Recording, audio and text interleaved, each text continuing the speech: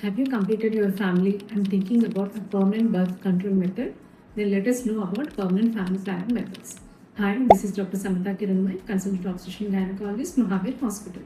So మీ family complete అయింది, మీకు ఇంకా పిల్లలు చాలా అనుకుంటున్నప్పుడు మీకు ఏం ఆప్షన్స్ ఉన్నాయి అనేది తెలుసుకుందాం. సో ఇది ఫీమేల్స్కి ఉంటుంది, మేల్స్కి కూడా ఉంటుంది. ఫీమేల్స్కి అయితే ట్యూబెక్టమీ.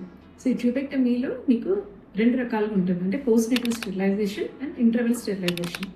పోస్ట్ నేటల్ అని అంటే మీకు డెలివరీ అయిన తర్వాత వితిన్ 48 అవర్స్లో ఒకవేళ మీరు ట్యూబెక్టమీ చేయించుకుంటే దాన్ని పోస్ట్ నేటల్ స్టెరిలైజేషన్ అంటారు.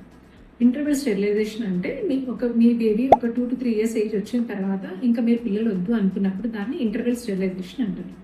సో దీంట్లో కూడా మనకు రెండు పద్ధతులు ఉన్నాయి. ఒకటి మినీ ల్యాబ్, అంటే సేమ్ చిన్నగా ఇన్సిషన్ ఇచ్చి మనం చేతితోటి ఈ ఆపరేషన్ చేస్తాము. ఇంకొకటి డిపిఎల్ అంటే డబుల్ పంక్చర్ లాప్రోస్కోపీ.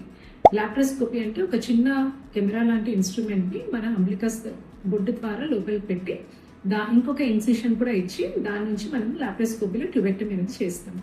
ఇది చాలా సింపుల్ ప్రొసీజర్. 1 dayలో కూడా ఈ ప్రొసీజర్ని చేసేసి మీరు డిశ్చార్జ్ అయిపోవచ్చు అన్నమాట. సో ఈ రెండు పద్ధతుల ద్వారా మీరు ఫీమేల్స్ అయితే ఈ యొక్క ఫ్యామిలీ ప్లానింగ్ ప్రొసీజర్ని కంప్లీట్ చేసుకోవచ్చు. అదే మేల్స్లో అయితే కనుక వాసెక్టమీ. ఇప్పుడు నాన్ స్కాల్పల్ వాసెక్టమీ అనేసి వచ్చింది. సో దీనివల్ల ఏంటంటే చాలా సేఫ్గా వితిన్ 10 to 15 minutesలోనే ఈ ప్రొసీజర్ అనేది అయిపోతుంది. దాని తర్వాత ఎటువంటి రెస్ట్ అనేది కూడా అవసరం లేదు.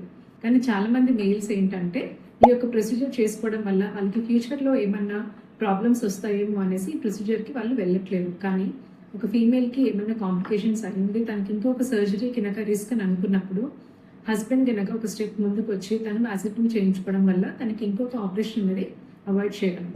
సో మీరు భార్యాభర్తలు ఇద్దరు కూడా మాట్లాడుకొని ఎవరు ఈ ప్రొసీజర్ చేసుకోవాలనుకుంటున్నారు దాన్ని బట్టి డాక్టర్ని కన్సల్ట్ అయితే వాళ్ళు మీకు ఉన్నటువంటి ఆప్షన్స్ని ఇస్తారు.